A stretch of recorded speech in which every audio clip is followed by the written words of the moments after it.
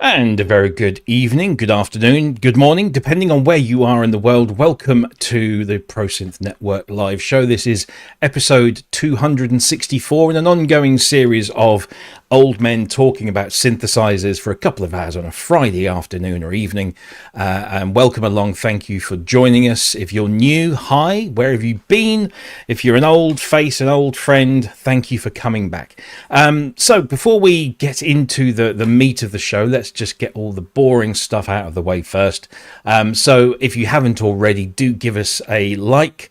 Subscribe to the channel. That makes it really convenient for us and for you, because we can communicate with you and you can get informed of when the shows go on air. And of course, if you know somebody who doesn't watch the show but might like it, please feel free to share our link and our channel with them as well. If you want to give us a thumbs up during the show, as I said before, that tells us or we are told apparently, that makes a difference. So if you like what you're seeing, give us a thumbs up. If you don't, give us a thumbs down. It's entirely up to you. So we are here for your benefit every Friday for 2 hours, and you guys and girls make that happen by helping us with the costs of running such a thing. One of the ways that you can support us is by visiting our Patreon page.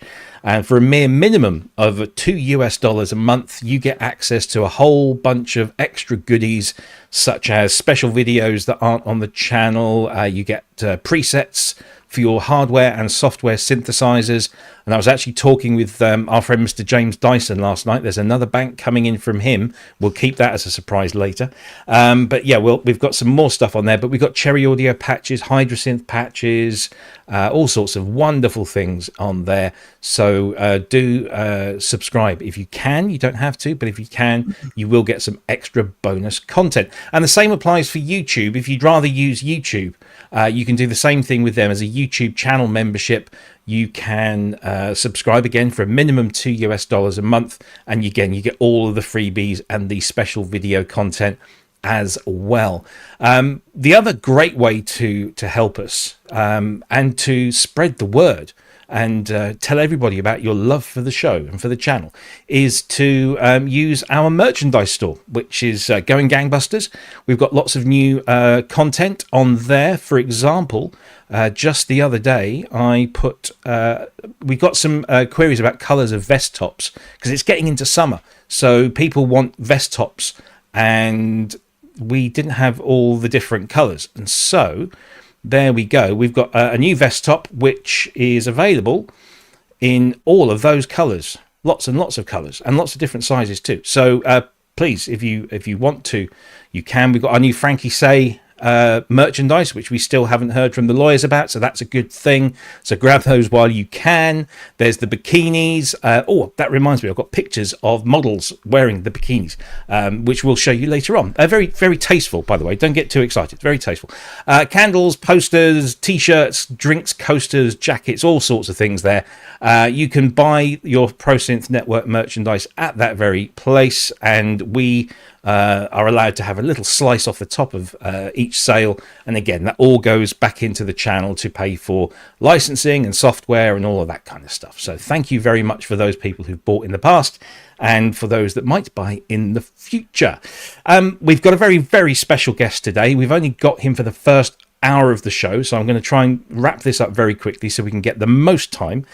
Before we do, if you have a question for our guest or for us during the show about anything at all, do put a big capital Q in front of your question so that we can spot it in the list, and we'll bring it across into the show at an appropriate point.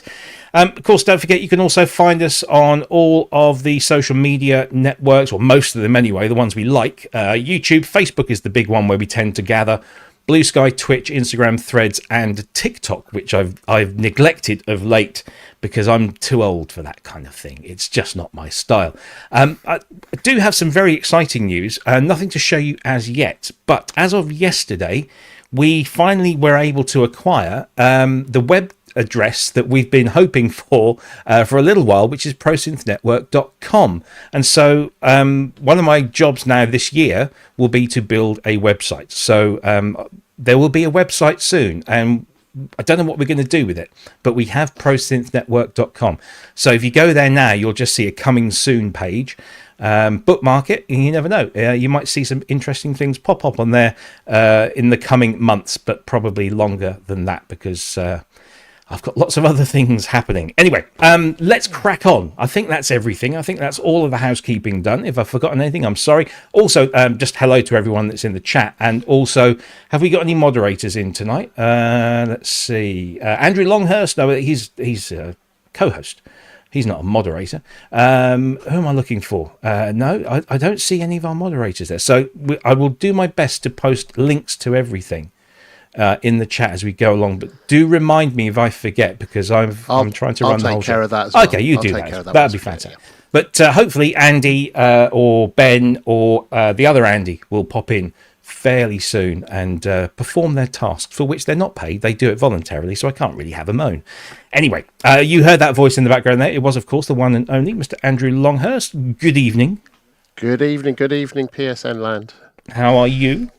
I'm very good. I've been doing, it's just been such ridiculously good weather, so I've been outside doing some exercise. I've been taking synths outside and playing around with them, and I've been doing lots of sequencing and strings, which sort of brings us on to our guest eventually, I suppose. Well, it does, yes. But it's been a really, really good week. Loved it, and I can't wait to hear from our guest. And also, Mr. Spong, is he in the room this week? Do we know? There he is. Here I am. How are you? You seem bedraggled and world-weary. Yeah, tired and stressed out, basically. No, I finished, well, I say finished, bar the ribbon controller, I finished that CS80. Oh, okay. I managed to fix all those other problems that it had. Oh, good. And did a bit more to that Mini Moog. Mm-hmm. Hopefully have that, probably start assembling that next week. Nice. So, yeah, Lily went to the vet this morning. Oh, yes.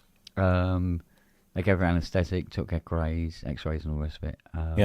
Found bugger all. Apart from they said her stomach is slightly inflamed and there's a bit of foaming going on. Okay. But they've given her a blood test and they've sent off because they think there might be possibility of some other thing at work. Okay, but at least But she's back home. Good. Yeah, she's good, back home, but she's still not eating anything. No. Oh well. Give her a big hug from us all. Okay. So, Okie, and the others as well. As well. So that just leaves one more person to introduce, and I'm super excited. Now I have to go on record here and thank our dear friend, the wonderful, the beautiful, the brilliant Michelle Mokusa, who hit me up with an email a few weeks ago and said, "Have you heard of this act?" And I said, "No, can't say. Honestly, I have not." She said, "Check them out. I will put you in touch. You've got to get this person on the show." So I did, and we did. And ladies and gentlemen, I'm very nervous because I don't want to mispronounce the name, but I am so delighted to present to you from the band Flore Laurentienne. It's Mathieu David Gagnon. Yeah. Welcome, sir. How are you? Fine. Yes. Good. Yeah. And we find you. You're in Quebec. Is that correct? And you're in what looks like a lovely little kind of wooden cabin. Yeah. It's like my where I write the music most of the time. I only have a piano, a mini Moog, and a wood stove, and I'm happy. What more do you need? What? That's brilliant stuff. Now, unfortunately, because of copyrights and all that kind of stuff, if I play any of your work on the show, we get told off and we get our wrists slapped. So I did share links to some of your performances, which are just brilliant, on our Facebook page. So hopefully a lot of our viewers have already seen that. But would it be accurate for me to say that Flore Laurentienne is a quintet, which is essentially a string quartet, and yourself on synthesizers and other keyboards? Is that kind of an accurate description of what the act is all about? This is like the smallest version of the band. When we play in Quebec, we have two percussionists with us, and one of them is playing mallets, marimbas, and ondes marteneau. Oh, wow. Now that's a lovely thing. Yeah. So when we recorded the second Key EXP, it was our first US tour. So it was the smallest version of the band. But all the music is essentially written for voices. So it can be played. The core of the music is in the string quartet. On the records, you just double the number of musicians per voice, and so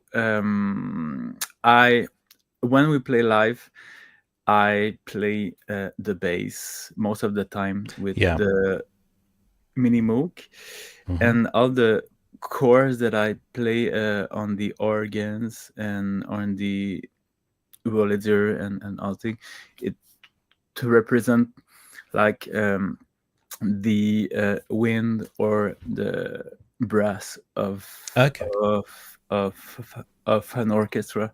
So I like to say that we are a 5-piece band that can play like louder than a full symphonic orchestras. Yeah. It's a beautiful sound. I really do wish that we could play some clips on the show without getting told off, but I encourage everyone to go out and go onto YouTube and find all these wonderful videos, and also to get the music. I mean, as soon as I saw the video, I was straight onto Apple Music and downloaded everything onto my phone because it's beautiful. It's the blend of electronic and strings has always been, I think, a lovely thing. But I think what you've done, the way you've married it up, like you say, you're sort of playing more of the bottom end, and of course the mini Moog is ideal for bottom end, I suppose. How long have you been into to synthesizers and keyboards, in particular the mini Moog? What's is particularly with my music formation, like I'm study classical music before I enter in the synths world. So I start my musical journey on the guitar. And I was listening to prog music. And this is where I fall in love with all those vintage keyboards that I don't know the name back in the days because we haven't like internet or anything like that. But I really like the Mellotron and the mini Moog and the organ, the Hammond. But I don't know like what was those instruments. So I studied classical guitar, and one day one of my teacher gave me a piece of Bach to play. like I was going to say, Yeah. and it blew my mind. Like I saw, like I wasn't able to play the three voices at the same time because it was like a weird thing yeah, to do. And I start to like only play one voice at the time, and I realize that every voices was beautiful and can be like the first voice, like the principal. So it really changed my mind and blew my mind, and I decide to study musical writing. okay. So I was playing a bit of piano, but only for hear the chords Mhm. so after been teaching contrapoint at University of Montreal, it wasn't enough for me, so I flew in France because I really wanted to write a fugue and write music in the style of Johann Sebastian Bach. Mhm. And I study, I stay there 3 years, and Mhm. when I come back in Quebec, I wanted to like write classical music, but in another way. Mhm. And the other way I found is to use synthesizers to play, to like use synthesizers uh, um, like if it was an orchestra. Right. So uh,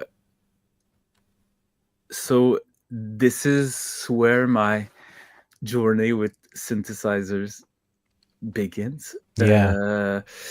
So I like uh, I'm I buy a Korg Poly 6. Okay. It was the first, and I and after that I buy like a bunch of monophonic synthesizers, and when I come home with those monophonic, I always like have the Minimoog sound in my head, and it wasn't like It wasn't that. Yeah. it wasn't that like, and I buy like like five, and it wasn't that. So one day I just find out that what I really wanted was a mini Moog, Mhm. and they were like hard to find and very expensive. But like I found one, I sell all my their synths, and I buy one, and it really changed the way I compose music, and it changed the way I approach Wow. music, because suddenly I can be like alone on a stage, and explode everyone with like this huge bass and like this like wavy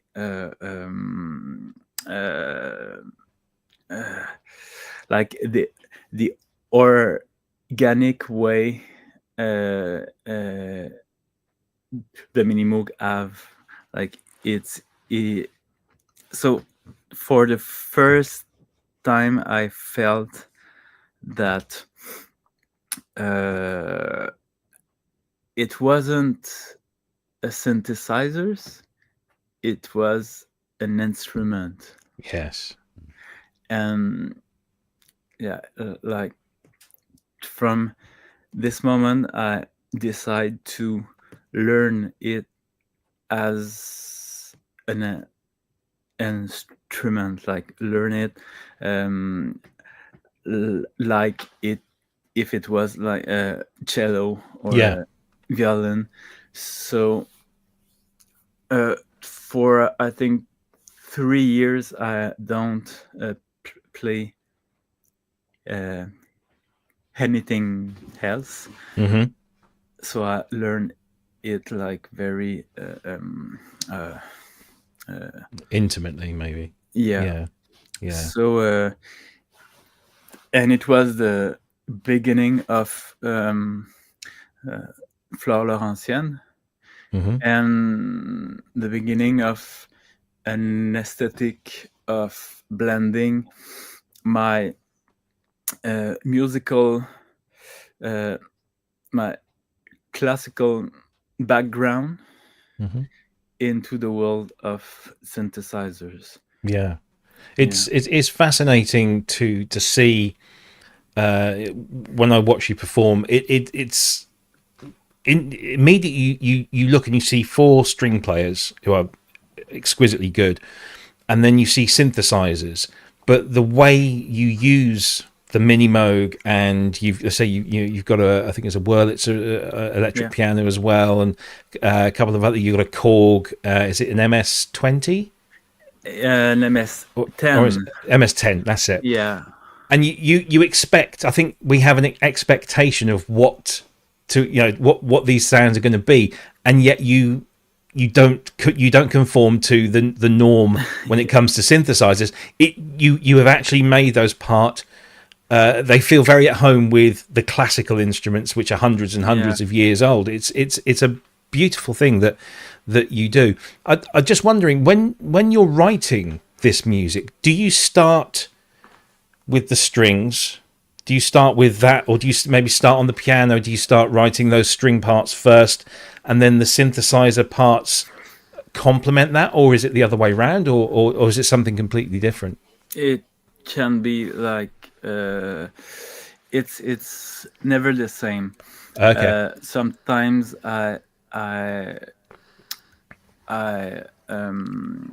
play something on the piano, and it give me it is the basis for the string ensemble, but most of the time what is precious to me is a lot of time this is the synthesizers that gives me the first motif or inspiration.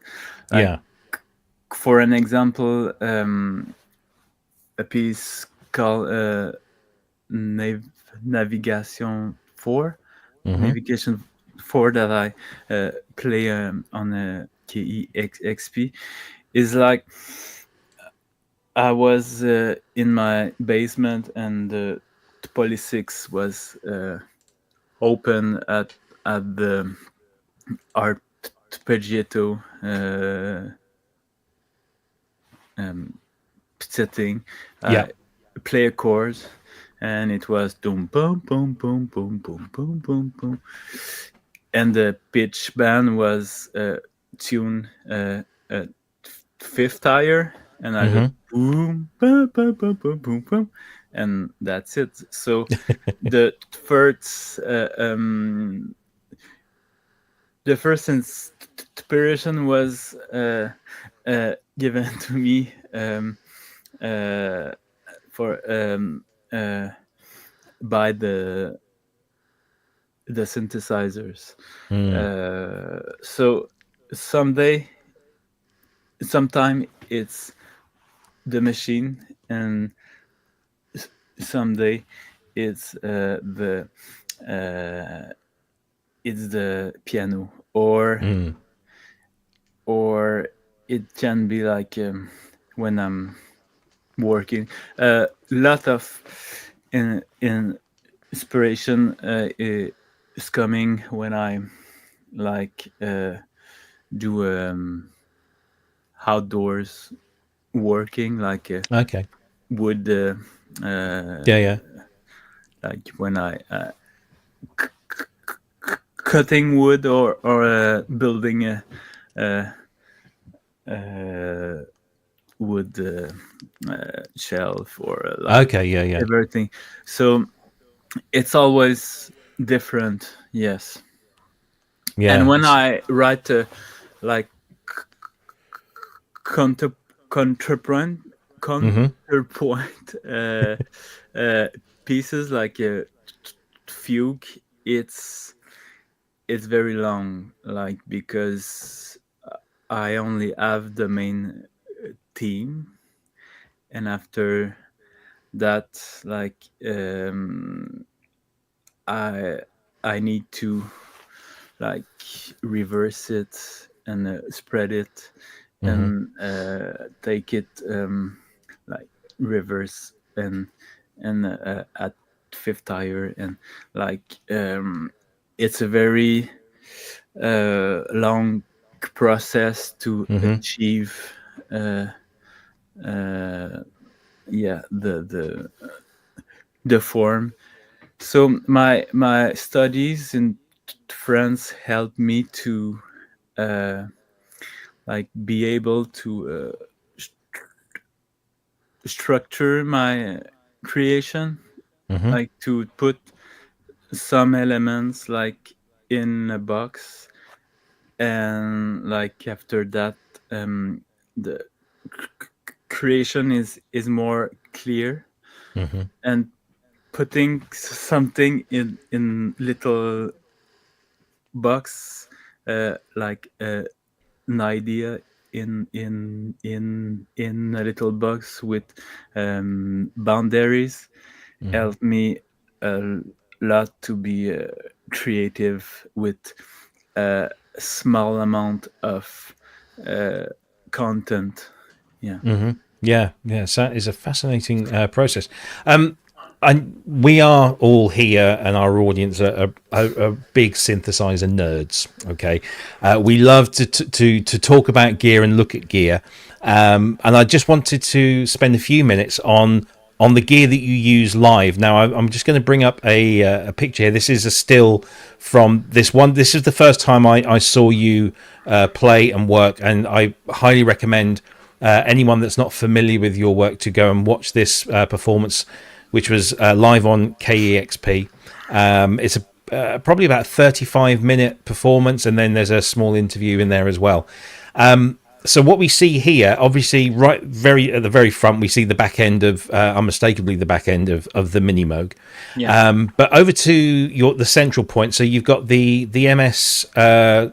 The MS10 with a little, looks like an Arturia controller. Yeah. And then that's sat on top of, is that the Wurlitzer? Exactly.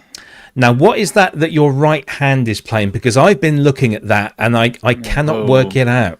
What is that thing on this far right hand side here?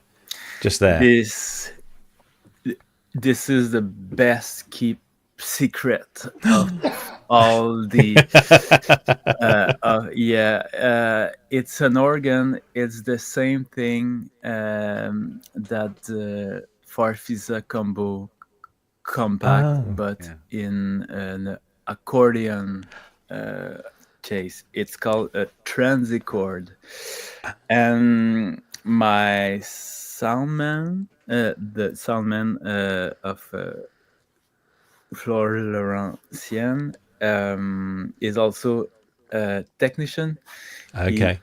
He repair vintage synth, the same as Chant, and like those transicord came with a preamp, like a big box. Yeah. So like we buy it without it, and he built like in the accordion and been built-in delay as well. Okay.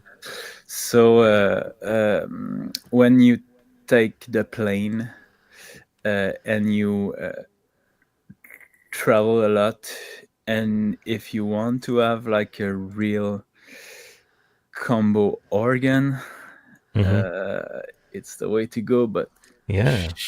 don't say it. I was looking at it and I'm thinking that looks like an accordion, but how would that possibly work without somebody at the back going like this, pushing the bellows? And I think the bellows work as the if you know a bit about the Farfisa combo compact, you have multi boost, multi booster, and you have like a knee level. Oh yeah. To open the filter, and I think it does that when you like open the right, and you have the chords too. So, and it sounds exactly the same as a real Farfisa combo compact. Yeah, that's fascinating. Yeah, Andrew, you got a picture that let's have a look. Bring that in. Can you add that in? Actually, no. I need to do that first, don't I? And then do that. There we go. So what is that then? That's the compact.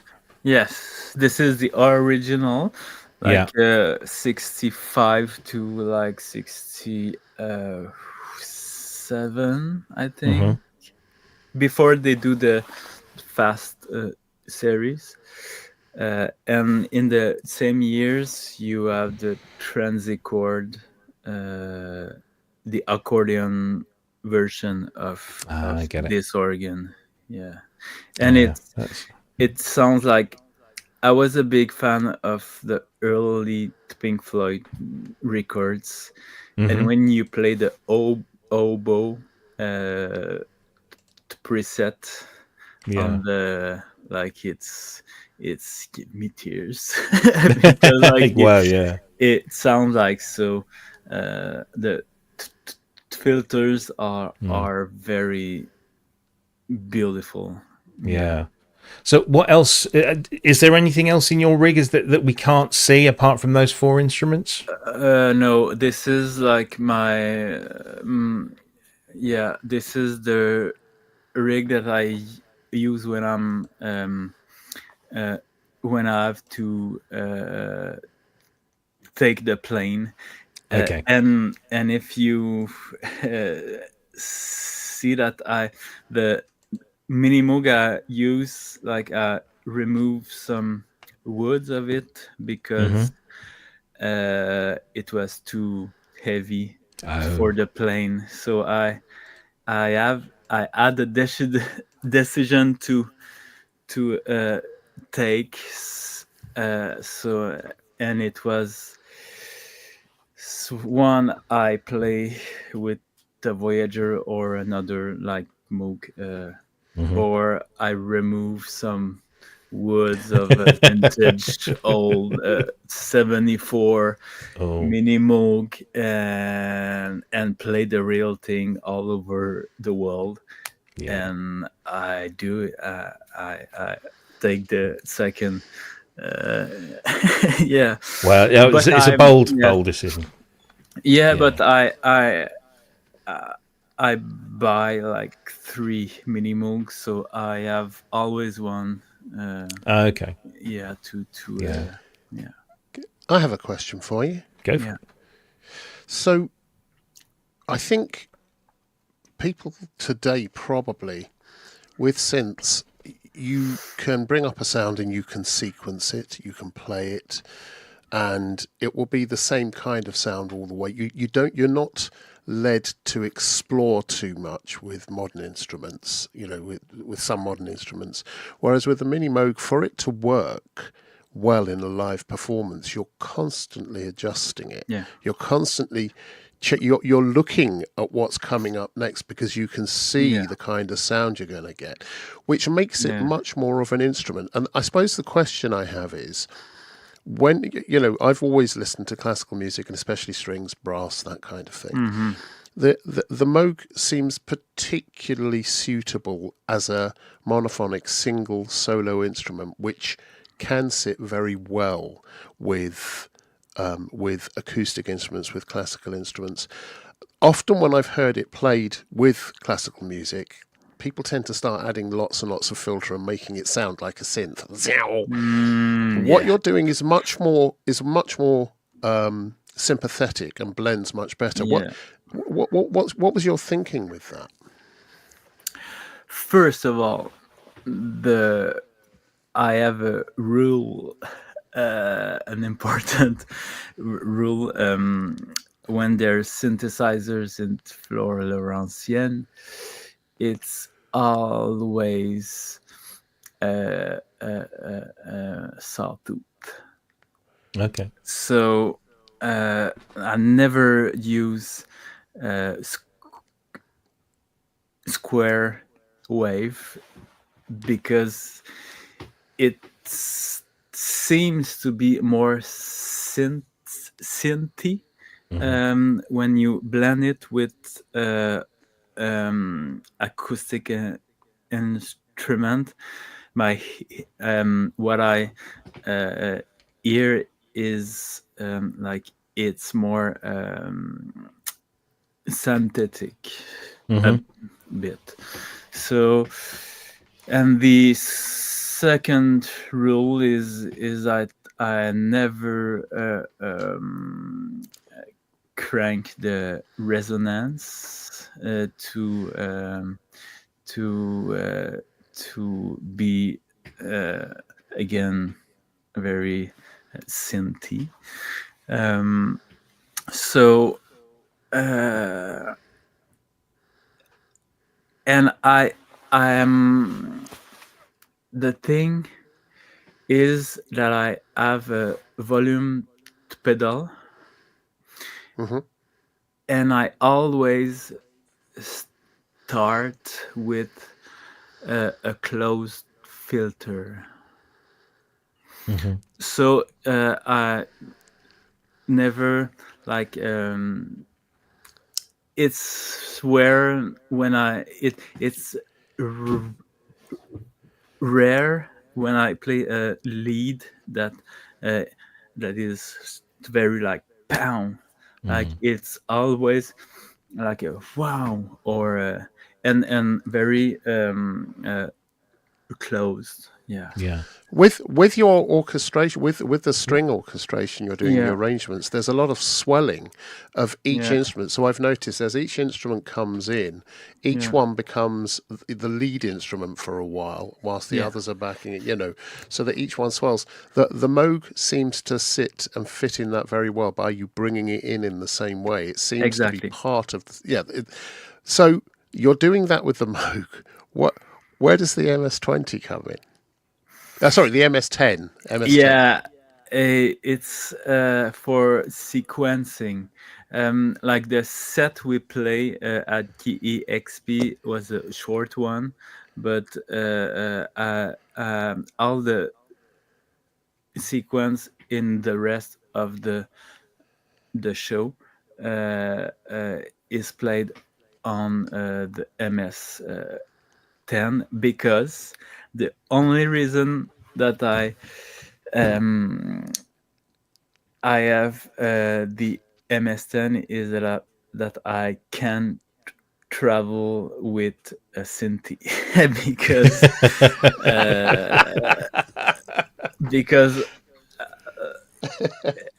this is like my sequence machine for all the things I do in the studio and all the yeah, because the Senti is as organic as the Minimoog in the sequencing thing, because Yeah. it's never like very tight. Never. Yeah. Yeah. Yeah. So it's human. It feels human.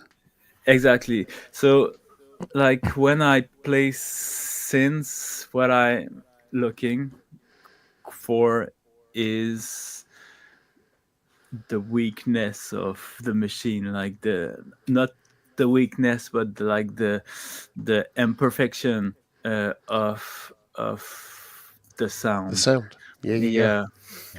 Because it's tend to blend very well with strings and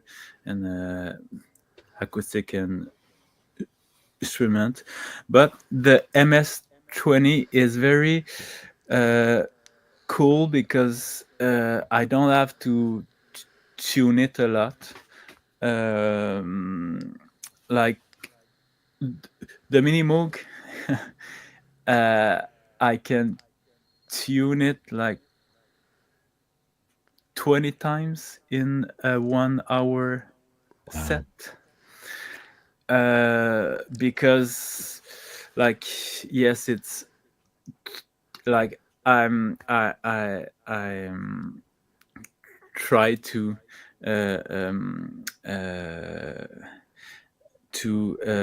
go to the technician to calibrate it like once a year, but like more but it's never like perfect. So when I have to do a lead, I close it, I tune it, and I open it, and I play the lead.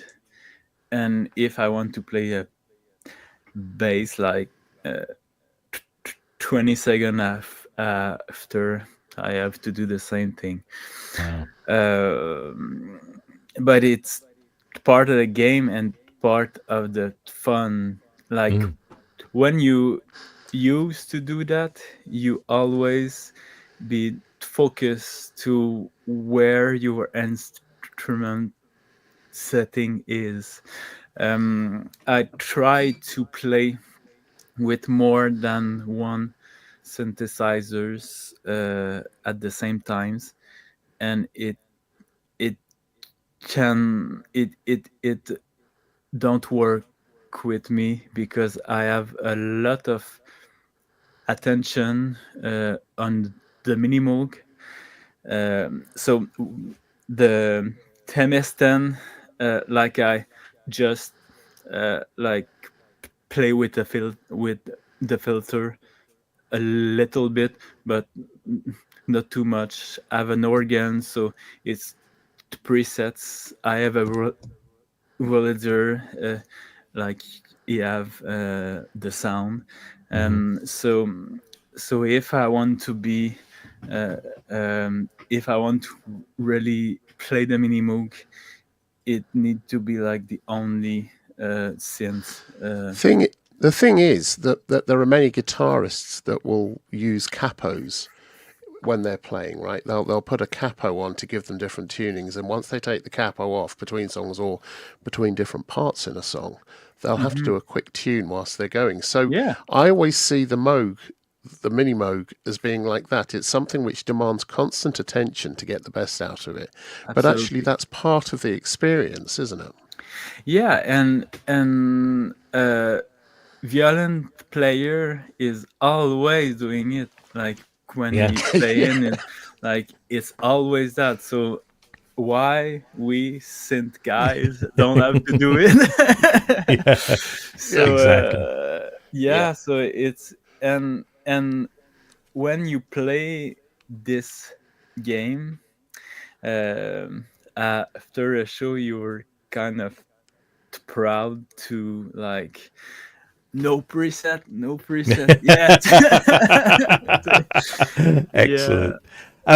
I want to quickly ask you about your current album, Huit Tableaux, and it's reading the write up and your explanation about its inspiration. You were fascinated with the process, I think, of painting, which is this kind of process that then is fixed for all time, and then we experience it, but we experience this kind of fixed moment. And music is kind of the opposite; it's always kind of evolving, and you wanted to kind of sort of flip those around a bit and make the music kind of something that can. Yeah, I was fascinated to first when I discovered the painting of Jean-Paul Riopel. I was fascinated by how or no when the painter know that he have to stop. Oh yes. Yeah, because it's a lot of layers and colors, but in the form, like it's abstract. So you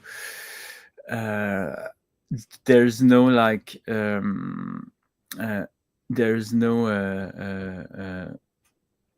goal to achieve, like something to something to describe or so I was very interested by those like long forms, and when you try to relate the music and the painter works, it's really about it can, like, you can say the painting like an hour before or an hour after, but this is like a picture of where he was in this moment. So in the music, what I how I transpose it, I write pieces with very few elements, but with form, with an infinite form. So if you take a piece like La Nuit Bleue, it's only the white keys on the keyboards in a certain order.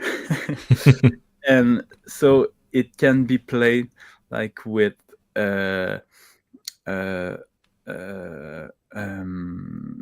all kind of instrument, and it can be played for like 2 minutes or 2 days. So on the album, this is like a picture of this piece of music, but I wanted that the listener can imagine the music before and after. Okay, yeah. So and it helped me to explore a bit with randomness Mm-hmm. in music. What I what I what the school that I did France wasn't too too how to say it, like they doesn't teach randomness in Right. school. Yeah. so, So this is like impressionism. kind of, yeah.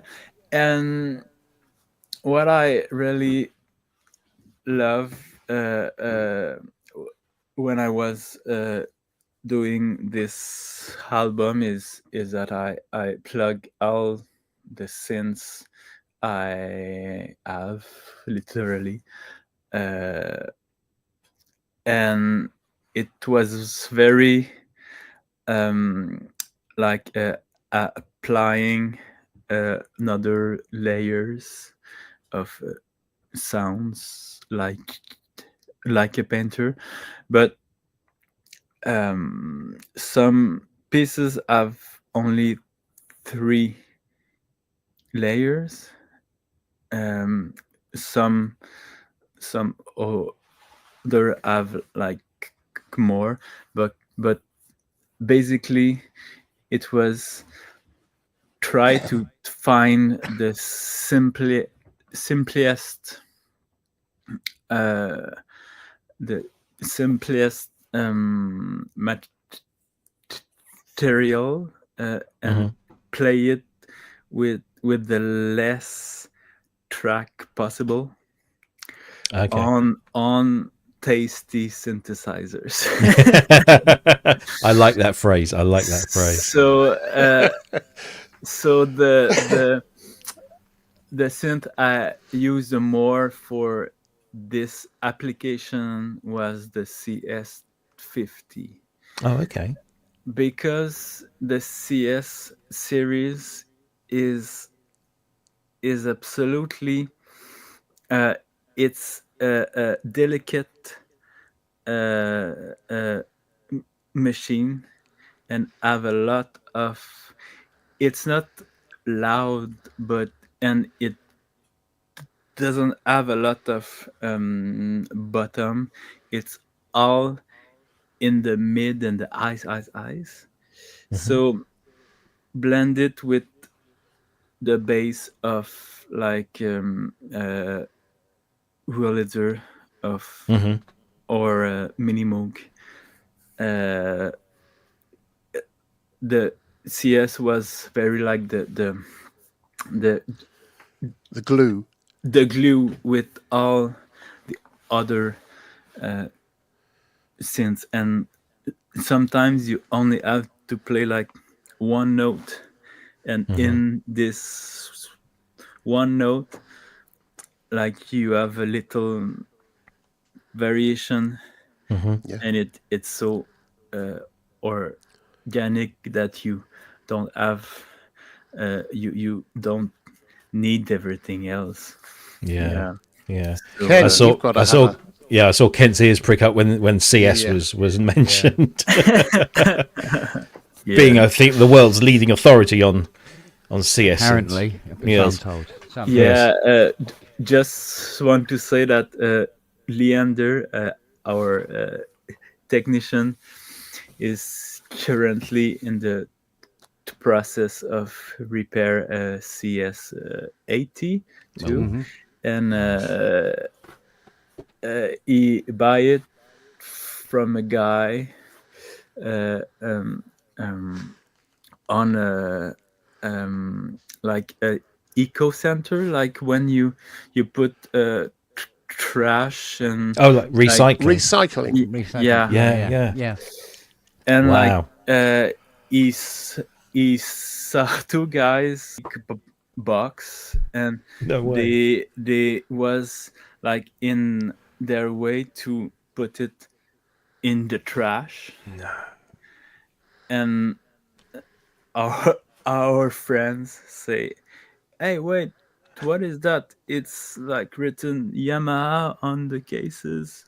and he says, "Oh, it's an organ. I don't know," and it was like smelling cat's pee, like very bad. And so he said, "Oh, I will buy it. How many do you want for?" And they say, "Oh, $2," and they buy it for $2.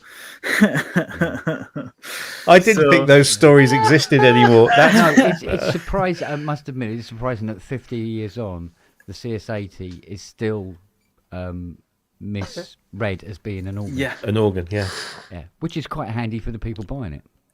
Wow. Yes, you've got to admit that's amazing. Well, I can't wait to see it. Yeah, go for something. Something you said earlier made my ears prick up. When you were saying about, like for instance, if you have the Minimoog set to 4 foot, and you tune it, and then say you go down to 16 foot, you have to tune it again. Mm-hmm. Yeah, it's not supposed to do that. I know. There is a mod. I know. There's a mod I do where you won't have to do that anymore. But so if you're around at some point, give us a call. Okay. It'll only take about an hour to do. But I'm kind of used to it, and in some way, I love when the I notes are like a bit higher, and the bass are. But yes, I'm very interested. It's not about like the tuning, like the range. It's a modification, or like, okay, I will speak to you after. We'll put you in touch. We'll put you in touch. We've got you for a couple more minutes, and we did have a couple of questions from our most prolific questioner in the chat, a guy called Nick. So I'm going to ask a couple because we can't fit them all in. First question was, and this kind of relates to the influence behind the current album. You talk about artistic influences for your work in paintings. Do you have any favourite painters outside of, say, the gentleman that inspired you, Riopelle? Do you have any other favourite painters, contemporary or historic? No. None? There's an easy answer. I don't like. I think I'm very obsessed with music, that I don't have a lot of space for like discover and like I love to go to the museum and I love the way the painting or the way of appreciate painting. Like I love the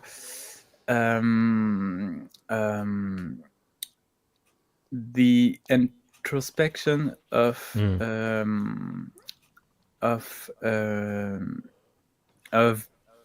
being in front of a piece of art, and it's the same as the music, but the music is an art of the time, but it's the same contemplation, and this is what I like when I'm in front of a painting, but I'm not an art historian.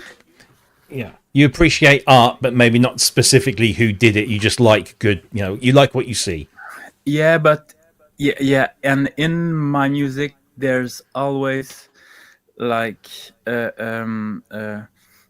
color reference, or when I'm writing a piece, I kind of always do a little drawing drawing to help me figure what I want to do. So there's always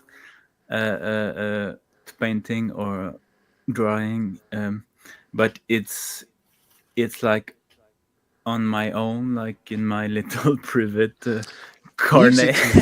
Music's very visual, isn't it, Mathieu? Oh, yeah. Exactly. It's very visual. Yeah, no, I'm with you. I do the same thing. Yeah, Absolutely. yeah. So, all I can say is, first of all, thank you so much for giving us your time today. It's been an utter joy to speak with you and to learn more about you as an artist and what drives you, what inspires you, and of course the nerdy stuff about the synthesizers. That's always good. If anybody watching wants to go out and listen to some music, I said that we posted the link to the KEXP video. There's also Secret City Records, which gives you all the information about the current release there. There's a deluxe edition available of that if you want to buy that. And of course, there are other recordings by Flore Laurentienne there. So lots to consume. And I heartily recommend it. It's beautiful. I could go on forever, but it's beautiful music, a wonderful way of using synthesizers with other instruments. They seem to blend seamlessly. It's almost like it was made for it. I also want to say a big thank you to Michelle Mokusa, who is in the chat, has been watching quietly over there, for introducing us, and I will give her a big hug next week and to thank her for it. Everybody, if you want to check out more of Mathieu's work, the website, I think I'll just post that again in the chat. It's just flore-laurentienne.com. You can get all the information about the work there. There's links to Spotify, Apple Music, Facebook, YouTube, and Instagram is all there as well. Are you working on something new right now? Are you planning to go touring again anytime soon? What's in the immediate future for you? Yes,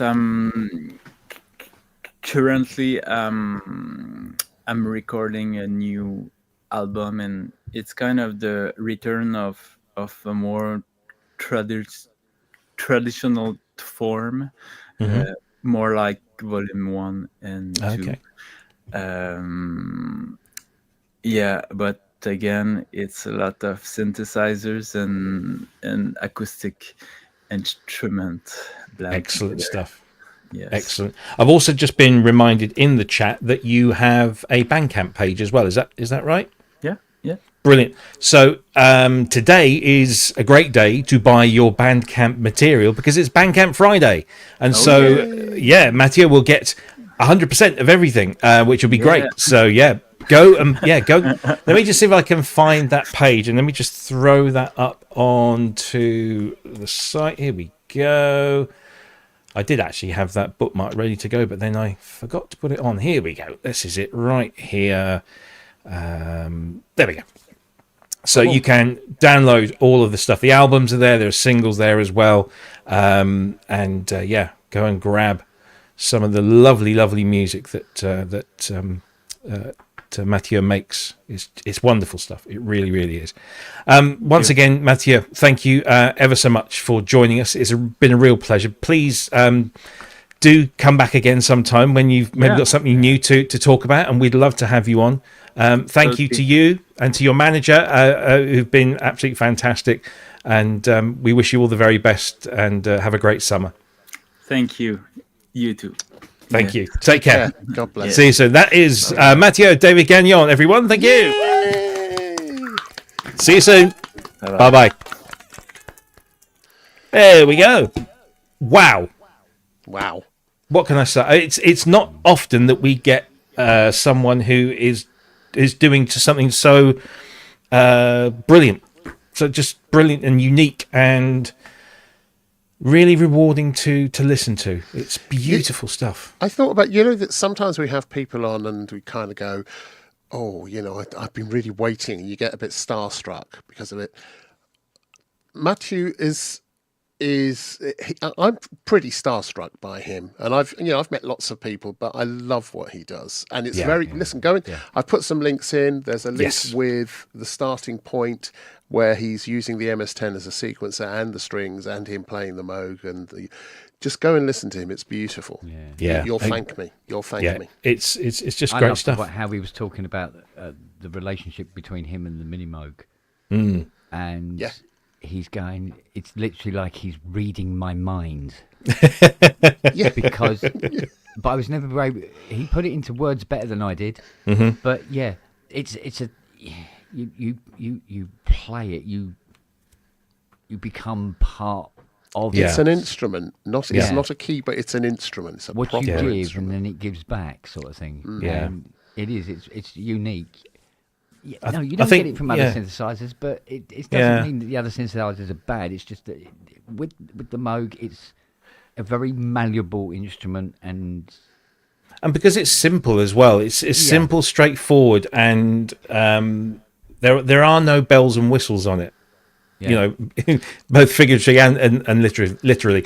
It is just a simple instrument that just can do amazing things. I mean, what I liked when I first watched the KEXP session, the way that the Mini Moog came in, it was just I could see Mathieu's hands on it, and I'm thinking, I can't hear it, but it's there because it's the bottom end, and it's just adding to what the guys on the strings are doing, and then it becomes more present, and it's so refreshing. Big fan now, big fan. The funny thing is, one of the things that got me into playing synths in the first place was Dave Gilmour playing guitar, because I felt every note and the sound that he was ringing from it, and also different instrumentalists on the classical thing. That's what the Mini Moog was, and it remains to this day. It's an instrument just like that, which you have to cosset and comfort and stroke and caress and do all that stuff with to get the right performance. But if you do that, it's a proper instrument. Yeah, we've spoken about this before with other synths, that it's not what's in the box. I think this is Manny's quote. It's not what's in the box; it is the box. And I think that's very true of the Mini Moog. Is that its design, its layout, and the way that it draws you to interact with it is a major part of what you get out of it. It's not just the circuits inside; it's everything else. It's fantastic. Oh, Michel's old man was a bit of a star, I think. He really was. Came up with that one. It's the best synth. Indeed. Fascinating stuff. And please, everyone, go out and listen to Mathieu's work. You won't be disappointed. Looking forward to maybe when that new album comes out, we'll get Mathieu back on again, and that'll be brilliant. Right, we do have some news to talk about, and shall we segue with something that is kind of related to that? Let's have a look at this.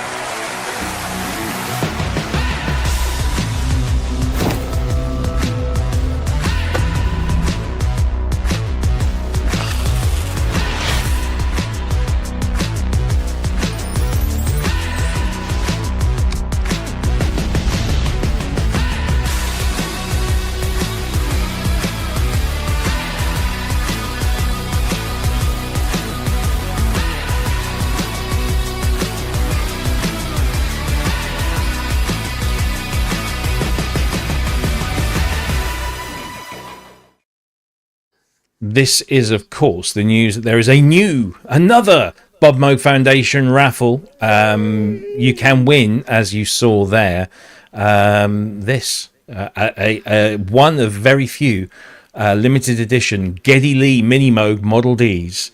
The raffle is open now. It opened on the 28th of April and is going through to the 19th of May.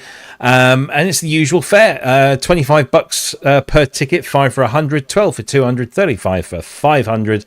And the raffle closes at 11:59 p.m. Eastern Time on May the 19th. And every sale of every ticket goes towards keeping the Bob Moog Foundation doing the amazing things that Michelle and her team do. So, please do go and support that one. I'll toss my hat in the ring for that.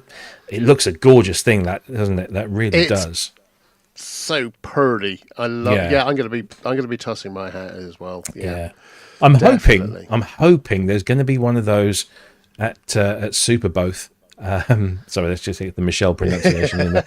At Superboth this year. I hope there's going to be a Geddy Lee thing. I know that Moog are teasing something at the moment. Have you seen the tease? It's quite the tease. It's a cryptic thing. Let me very quickly show you this. I'll just do this and then show you this.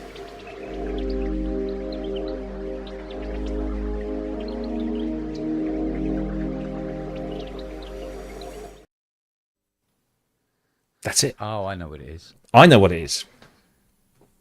No, I don't. I had no idea what it was. I know. The thing is, the only reason I understand exactly what's just been shown on the screen there, but only because I know what it is, but I can't tell you what it is.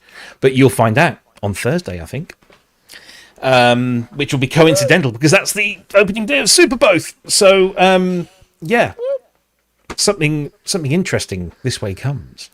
Very interesting. But I'm hoping that there'll be a Geddy Lee mini Moog. I just want to see it and just get very excited about it. Lovely stuff. I think it looks beautiful, but there's this conflict because although I think that looks absolutely stunning, and I think, that'd be really nice in here with my red desks. But the restorer in me is going, no. It's very funny. It's sort of like this little war going on in the back of my head. You could always do a wrap on one. Put the vinyl wrap on one. Restore the wood, put the wrap on. It won't damage anything, and it will be there looking gorgeous. Yeah, true enough. No, I wouldn't touch that. The only thing that's lacking, the only thing that winning that is lacking is that it doesn't come with Michelle. Yeah. Yeah. There you go.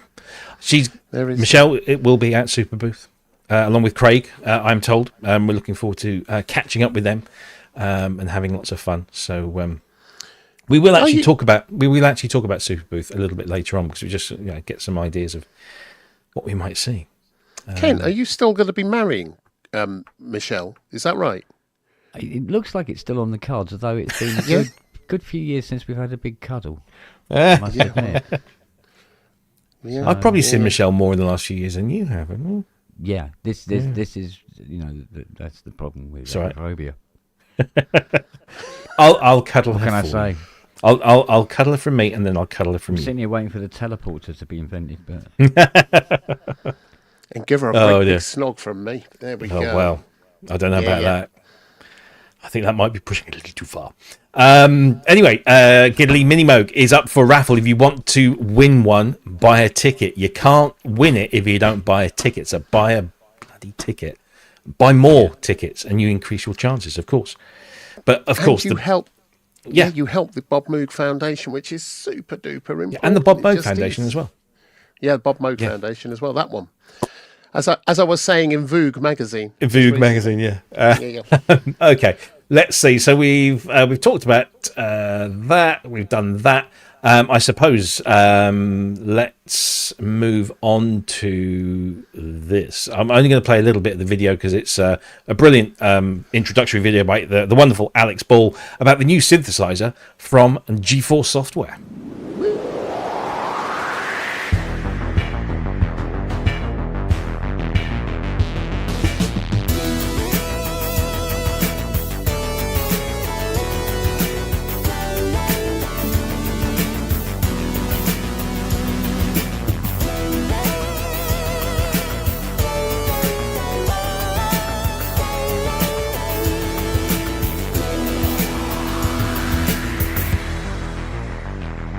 Launched in 1975, the original Oberheim. Sorry, Alex, I'm going to cut you off there because as brilliant as that is, we don't have time to listen to your dulcet, mellifluous tones as you describe this wonderful new instrument from G-Force Software, which will probably not come as a surprise to many. It's another Oberheim. This has been designed in conjunction with Oberheim, and it is the TVS Pro. Now, the TVS Pro was a modern edition of the original TVS, being two-voice, that Tom Oberheim put out, what was it, about 2017, around that time, I think? Something the mid-teens. Yeah. I thought it was earlier. But I know what you mean. And then, of course, this is the 50th anniversary, 1975, when the original TVS came out. And the TVS, to all intents and purposes, is two SEMs with a keyboard and a little bit of. Did the original have a sequencer on it, Ken? A little sequencer or not? I'm trying to remember. I'm not entirely sure. I don't think it did. I think Do it you- was do you mean the keyboard controller, and then the breakout. The breakout box, I'm just having a look now. Do you know, it's funny, the G-Force one, it looks like, it doesn't happen very often, but I'm looking at it going, that's something that needs to exist in the real world. It would be lovely, wouldn't Would it? that But be it did. lovely? Yeah, it kind of did. The like original. that. Sorry, the new one. Yeah, I mean, looking like that, Yeah. 'cause that's lovely. It is very, and of course this plug-in version is incredibly good. A lot of people said to me, "Oh, what do you want? You've got SEMs, you've got software SEMs. GeForce do a software SEM. Other companies do software SEMs. Why don't you just take two of those and play them?" It's not. Again, it's a bit like this thing with the Mini Moog. It's not just the bits; it's the way they work together. Yeah. I mean, the opening patch on this instrument is this big kind of synth sound, like a real big sawtoothy thing, and then the other SEM is doing this lovely little arpeggio, and it fits together so well. It's such a lovely thing. They've completely reimagined. Now, I saw this last year. To be fair, I had a play on this when it was kind of in beta stage, and Dave Spears was running it through its paces, and I got very excited. And then I just thought they'd maybe forgotten about it, and then lo and behold, it drops last week. Yeah. I've just seen there's a hardware. There is one of the original hardware ones that Tom made. I'm seeing it on a site that we all know beginning with R, and it's just had a 5% price drop, so it's only £9,711. Is that all? 28? Yeah, bargain. So as long as this comes in just slightly under, then we're probably okay with this. And I love the sound of this one. I really love the sound. So let me just bring up this is an original two voice. Let me just swap over to this. There we go. There's an original two voice. So you can see you've got two SEMs and then some level controls and a sequencer. There is a little sequencer. Yeah, it's a sequencer. Yeah. But it was controlled down by the keyboard. Obviously. Yeah, it's a dinky little thing. And then let me see if I can find a TVS Pro, which was, I can't remember how many of these that Tom had made. There weren't many. Do you want me to share one? If you've got a picture of one, because that'll save me wasting time. Share screen, blah blah blah, blah blah blah. Share. There you go. There we go. Yeah, with the breakout on the top. Yeah. So you got some breakouts on the top there, but it's essentially it's very similar. Of course, Tom signed those as well, and it's got traditional pitch bender mod wheels, unlike the original. But yeah, it's a lovely thing. I did have a very, very quick go on one that belonged to Simon Alexander when I was last in his studio. But yeah, very, very nice thing.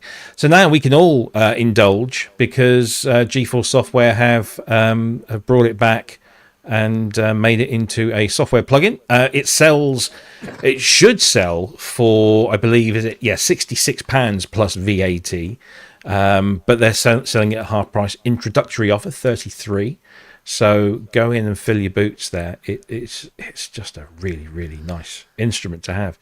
And even if you've got an 8-voice and the SEM plugins, you'll want this. You really would. And it's got Tom's blessing as well. It does have Tom's blessing, which is great.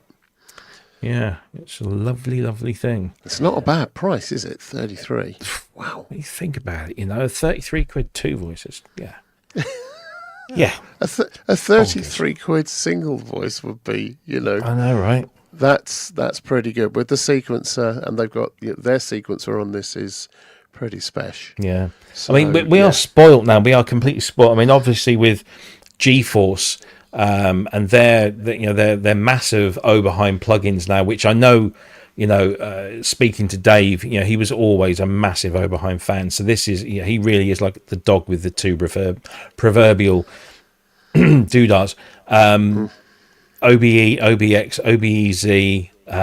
You can also get the bundle as well, which is also got the OBE1 and the OBX and the DMX drum machines. But we've got SEMs coming out of the wazoo now, because Oberheim have got a SEM, Arturia have got this brand new version of the SEM, Cherry Audio have got their SEM, and they've also got an 8 voice as well. So we are now pretty much covered for that Oberheim sound, whichever form it takes, and long may that continue, because it is a wonderful sound. Is the Oberheim. Yes, there you go. So G-Force software. Did we put? I don't know if I put a link for that in the chat. I'll do that now. Okay, lovely. Thank you very much indeed. They also do a collection as well, the G-Force collection, where they gather either all of their instruments or certain bundles of instruments together. So that's always worth investigating if you want to do that. I actually did a piece on Gear News. Was it this week or last week, where I looked at like 7 different instrument bundles. There's the G-Force one, there's the Cherry Audio one, the Arturia one, UVI. I looked at those, and we are just so spoilt now. If software is your thing, if you don't mind using software, when you think, like, if you have never bought V Collection before, and V Collection 11, for example, is your first bundle, it's going to cost you €699. That's €15 per instrument. €15 for a CS80, €15 for a Synclavier, €15 for a Fairlight, €15 for an emulator. What a world we live in. What a world. Yeah. Anyway, so yeah, there we go. That's that plugin. There's another plugin released, and we don't have a video for this one, so we'll spare you that. But this is the wonderful Bjorn at Full Bucket Music. What a geezer. This guy does incredible work, and every time he releases something, I always see something from someone else saying, why does this guy not charge for his synthesizers? They are so good. We now have an emulation of the Korg Poly 61. Done in VST, clap, and audio units and AAX versions. It costs the sum total of £0, but of course you must donate something for this, because it is incredible work. Let's just have a quick look at the front end here. There it is. This Fury 68 contains all the factory patches and allows you to go in there and make your own and have a lot of fun with it. It's a very nice sounding synth. I never really had much time with a Poly 61. Did you guys ever encounter them in the wild? Yeah, I've repaired a few. Yeah, are they? Because they are these the back end of Korg's analog before they kind of went digital? Kind of. I mean, if anything, what it was adding more digital to what the Poly 6 already was. Yeah, so it's kind of like a hybrid type thing. So they were on their route. Yeah. And this was the bridge between the two types. What? And, what was the spec of it? What was it like? 2 oscillator, 8 voice. If I remember rightly, I mean, 2 oscillators. But I think it was. It was pretty much. It was like having a Poly 6, but instead of knobs, you had the call up the code. The hex thing that you had on the Mirage type thing, and you call up the parameters via whatever their 2-digit designation was, and then an up and down, if I remember rightly. But Yeah, Yeah. that's exactly what you had. Yeah, It was a bit like the JX3P in some, in terms of the way the interface worked. It's a good thing. Good thing. Yeah. It sounded great. Yeah. Well, you can now have. Whoops! Look at that. Oh, I've done there. Hey. Hey. We're back. We disappeared into the void. So you can have that for absolutely nothing, along with all of Full Bucket Music's plugins that are all absolutely nothing. And I think I did actually mention this collection, even though he doesn't do a collection package. It is an incredible collection. And what always gets me is, and I'm sure there's many people of our age who, back when we were teenagers and all we wanted to do was make music with synthesizers, but our paper rounds wouldn't cover the cost of anything. When we weren't lucky to find somebody tossing a cat piss soaked CS80 into a recycling skip For $2 and then buy it for £2. If we had this when we were young, it would have just been crazy, wouldn't it? I don't think I've ever told you the story of me getting the PS3300 for nothing. Go on. We have some time. Okay, it's a friend of mine. His landlady was clearing out her son's basement. Her son had tragically died early. Don't know the reasons, and she was just throwing this stuff away. And she said, "Do you know anyone to my pal that might like this?" And he didn't know what it was, and he rang me and said, "Do you want this?" And I went, "Oh, yeah, all right." It was. I've long thought about what I might do if somebody came to me and showed me something that I knew was obviously very desirable and probably on the secondhand market would achieve a significant price, and then offer it to me for nothing. What would I do? This is that moral dilemma. Do I go, "Oh yeah, all right, I'll take it off your hands"? When you're young and stupid and don't have any money. In fact, I'll tell you what else it came with. You're going to hit me for this. It came with the LM1 as well. Oh my word! So I had the LM1 and the PS3300. Yeah, we do not get that sort of luck anymore. We do not. No. Oh dear! I think those days. Well, we thought those days had passed, but clearly. Well, no, exactly. There are there are people out there that don't use the internet, that don't go on eBay every day looking for these things. And here's the thing: just for anybody who's listening, the way to get rid of the smell of cat piss from a CS80 is TCP. Ironically. Oh, okay. Ironically, because or just keep it away from cats. Yeah. But the irony is that we used to call, TCP stood for Tomcat's piss. But it gets TCP. Get rid of it. Do they still make? I don't think I've seen TCP in the shop. Well, not that I go looking for it. I've got anymore. a bottle. It's great. Yeah. It was just like the answer to everything. Fall over TCP. Bang your head, TCP. Got a sore throat, TCP. Got a headache. Yeah. There used to be a girl that got on our school bus that went from Blowfield, little village in just outside Norwich, to Thorpe St Andrew High School, and every day she got on the bus and she reeked of TCP. No idea why. No, there was probably something, an ailment.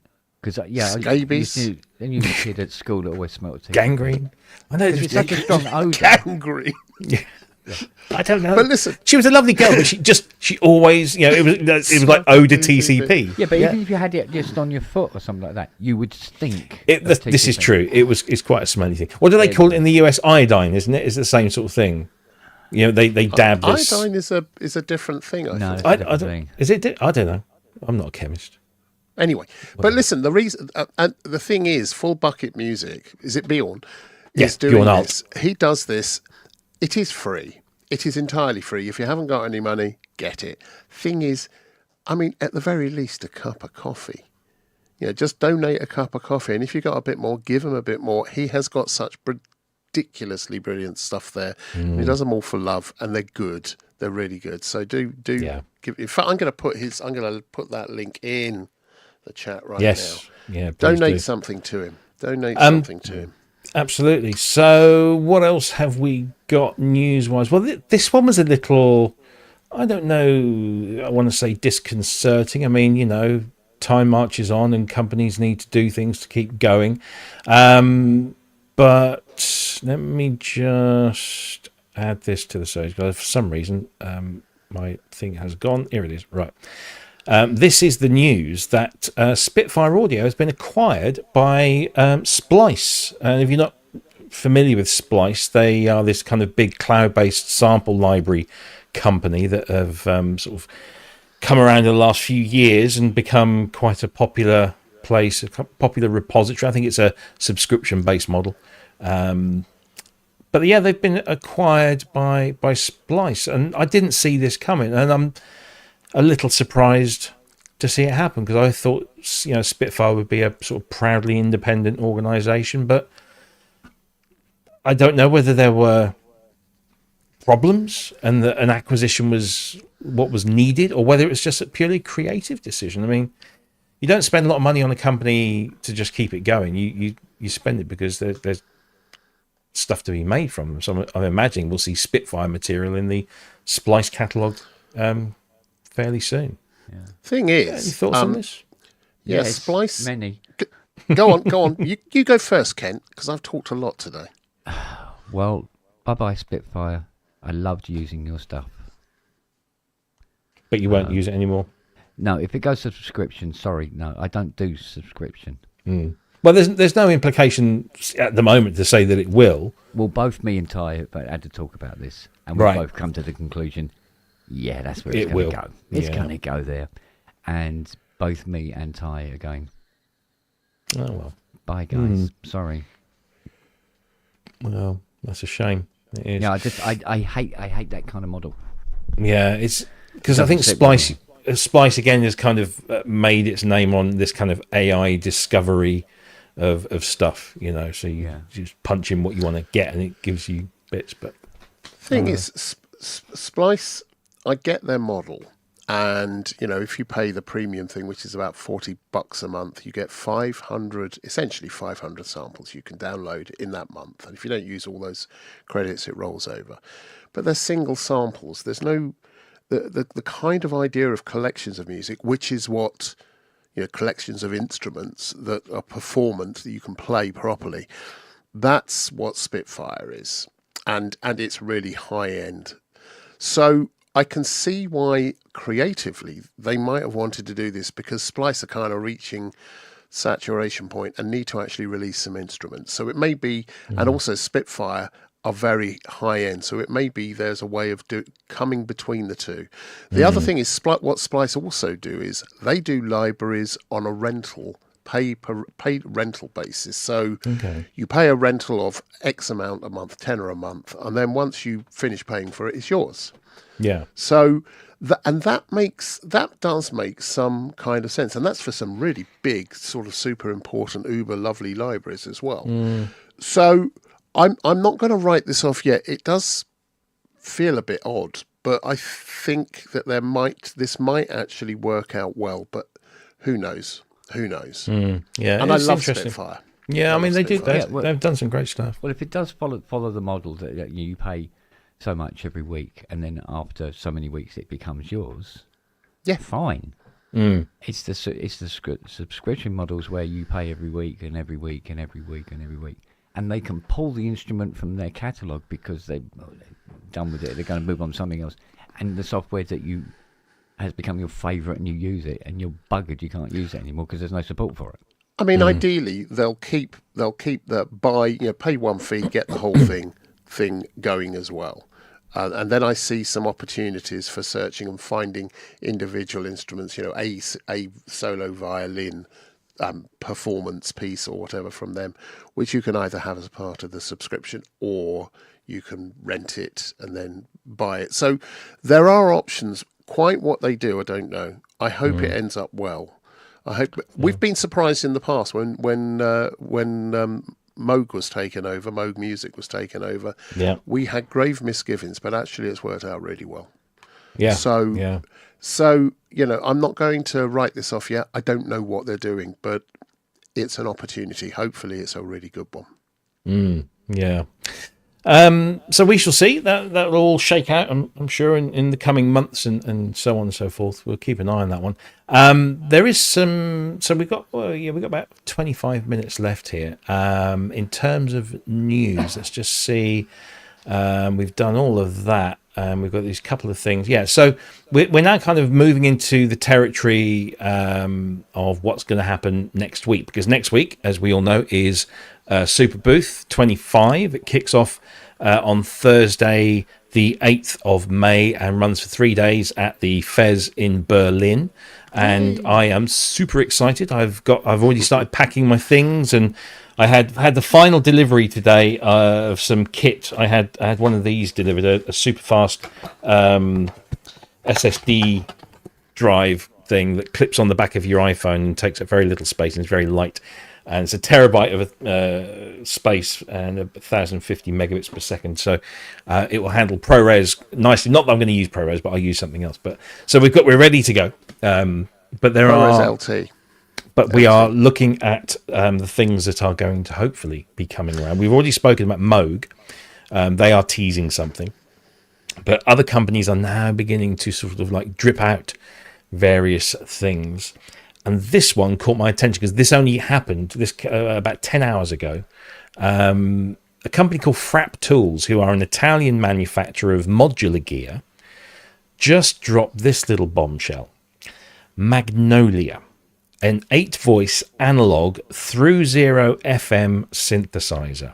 Now, all we have at the moment are these pictures that they posted on Facebook, and they tell me that they're going to be posting a full or a whole bunch of high-res images and details on Monday, so Monday before Super Booth, and they're bringing two pre-production prototypes to Synthfest. So Synthfest, Super Booth, Synthfest. So what happens is I try and sort of make a list of places that I can, what's my route going to be on day one, and this is like jumped the queue. It really has. So this is the Magnolia, and so this is all we've got at the moment. So if you go to the Frap Tools website, there's no mention of this on there. This is all on the Frap Tools Facebook page. So if you want to go and look at this yourself, but even just looking at these limited shots, those lovely, what look like machined aluminium knobs. They do look very nice, and it looks like a very nice layout. And they've got red felt. Okay, they've got red keyboard felt, which is always a good sign of quality. And spacious front panel too. I know, and don't those sliders are very ARP-esque, aren't they? And is it me? I don't know whether it's felt in the sliders or whether that's illuminated, but the slider channels look red. They do, don't they? So I don't know whether because good sliders have got dust protection in them, so I don't know whether it's that. Yeah. Or whether it's illuminated, but it looks lovely. It looks a bit like a mask as well, the front panel, which it's got a little bit of that about it. It also looks a bit UDO-like as well. It does. They're almost the same type of knobs I used for the Anaglyph prototype. But very nice. Ooh. I like it. Yeah. So this is being billed as this through zero FM, which is quite a desirable thing to have because it goes negative and positive. And can produce some really, really interesting results. So this is a very nice thing, and it's so nice to see a modular company start building proper synthesizers. Oh, sorry, did I just say that? Yeah, but no, seriously, this looks incredibly exciting. This is jumped very much to the top of my list of stands to go and see and spend some time at. So I'll try and get some footage of this.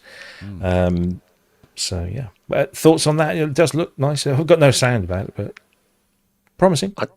I'd like to know a bit more about it, but it doesn't say a lot on the Facebook page. No. But yeah, go and see it. I want to hear that. I want to hear how it sounds. It looks like an interesting beastie. Okay. Yeah. I want to know how many facilities are attached to that keyboard. And also how much it is, because I don't think it's going to be cheap. It doesn't have the look of being cheap. No. And that's a good thing. No, it doesn't. Oh, no, it's fine. No, it's fine. If you're getting what you pay for, then fine. Absolutely.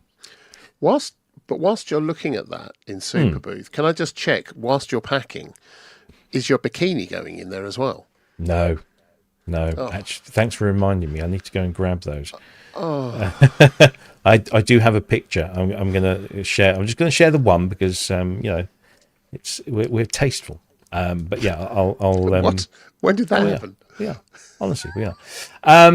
So that's Fractals, Italian company making high-end modular, and now moving into the proper synthesizer market. I know I'm going to get so much grief for that. I'm only joking, children. I'm only joking. But yeah, I'd imagine this isn't going to be cheap, but it's going to be very exciting. So I'm looking forward to seeing that. Another thing that is going to appear at Superbooth, and I'm sort of interested.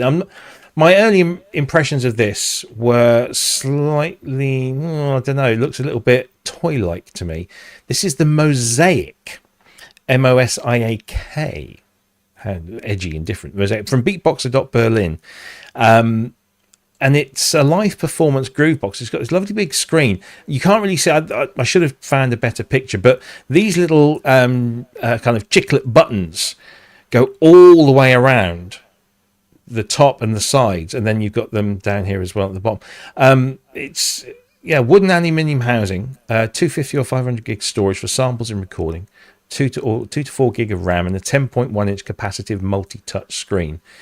Software-defined user interface, which is color-coded. 4-channel output, 4-channel input, 64-step sequencer, 36 stereo tracks, so on and so forth. It seems like a well-specified thing. And former Native Instruments developers behind it, and also C15. Wow. So that's an interesting looking thing. Groove boxes aren't my bag. But 64-step sequencer, 36 stereo tracks, each featuring a sampler and sequencer. This is looking interesting. So are they going to be showing this, did you say? I believe they are going to be at Superbooth. Superbooth. Along with the Uberheim. No. So, this looks interesting. Yeah, this does look interesting. That's about all I've got on it at the moment. But Kim Bjorn's in the chat. Welcome, Kim. Looking forward to seeing you in a few days' time. Yeah, you can. God, you could take a couple of these to the Festival of Lights, couldn't you? You could, couldn't you? It's it's an interesting thing.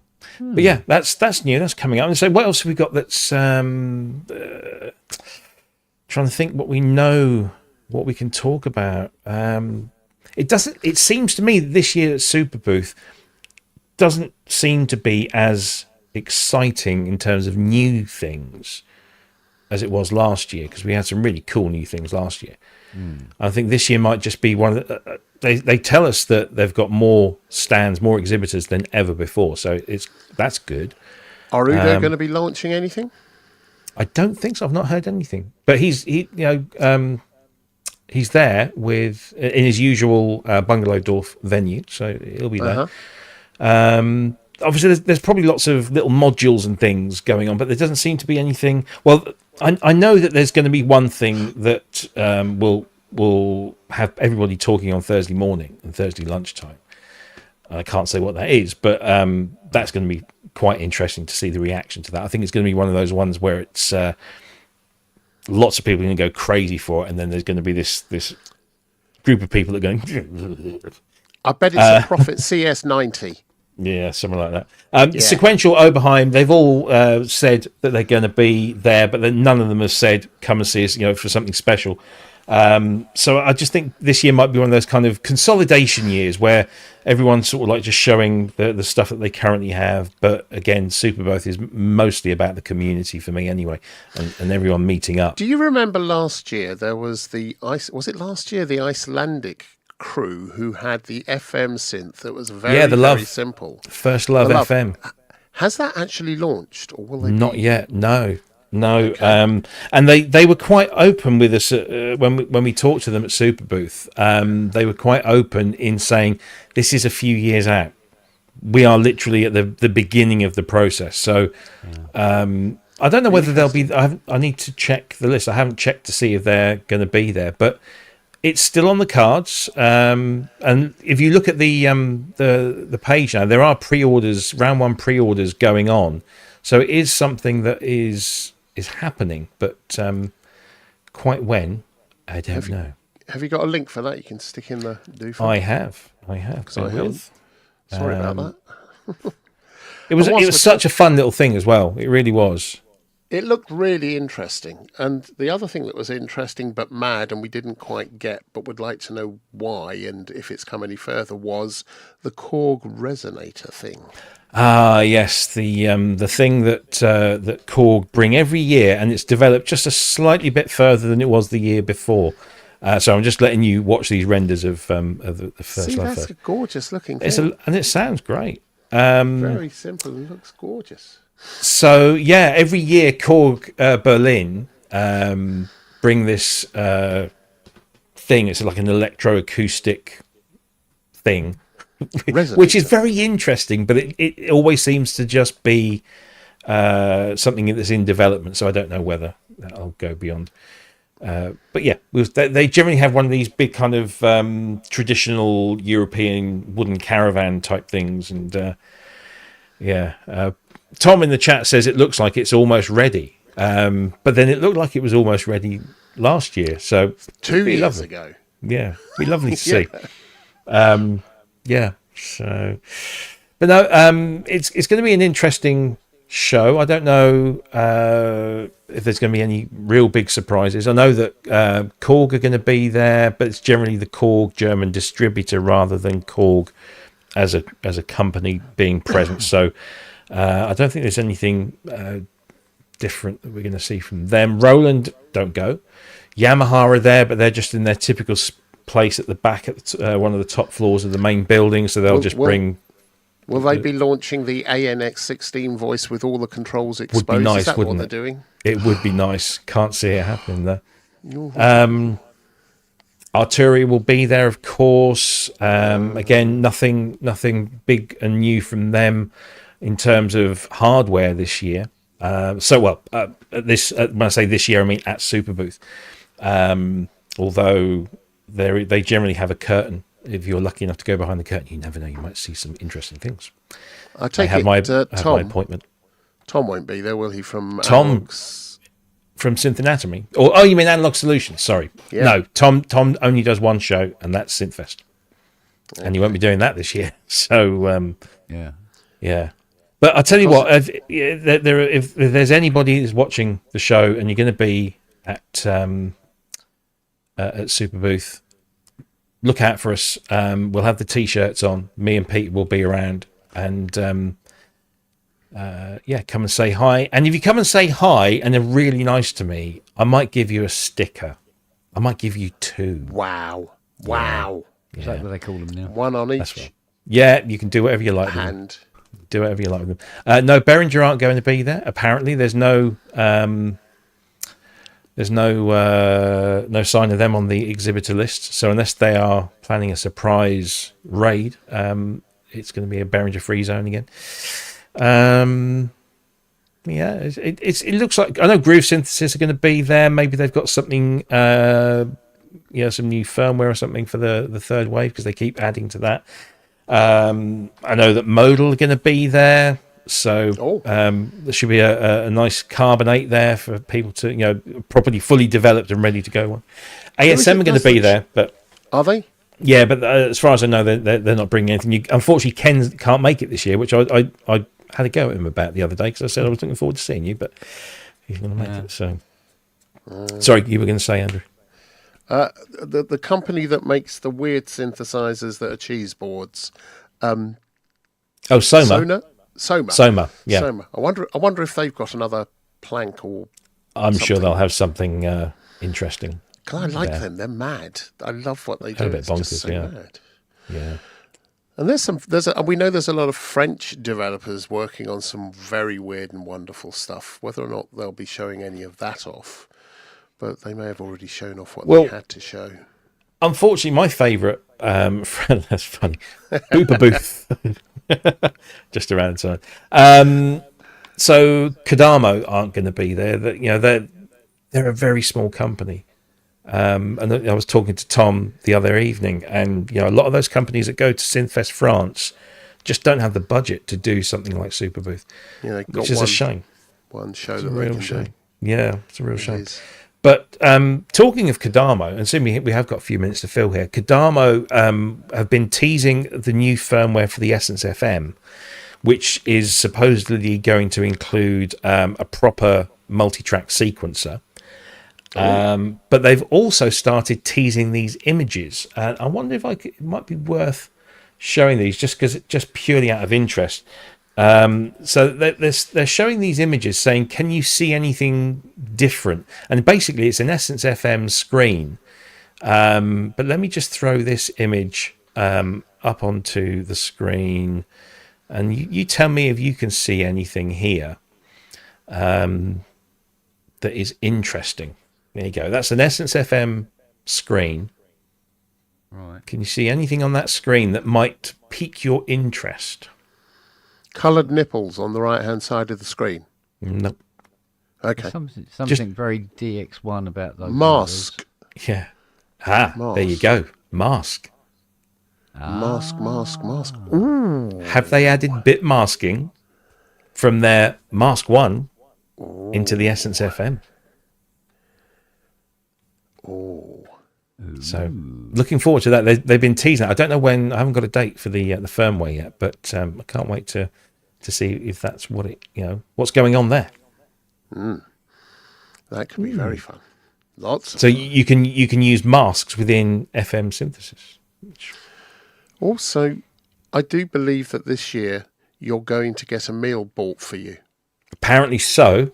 If the stars align on Wednesday night, Dr. Mike is going to be buying me some dinner, probably some sort of like fast food or something. But I don't care. How to say cheesy chips in German then? Curry, you just say currywurst. That's all you want. Cheesy No, peas. Mike wants kebabs, and there's a really big kebab scene in Germany, because obviously there's a lot of Turkish people there. Yeah. And so we're going to try and get a kebab, a dirty kebab. That'll be good. Yeah. So we're going to be doing that. But Peter and I land sort of like Wednesday afternoon, and then we've got a very last minute call with a big major company that hopefully will enable us to do something very cool, which I can't talk about until they've confirmed it. Then of course the show starts on Thursday. I think I'm going to be going straight to the Moog stand.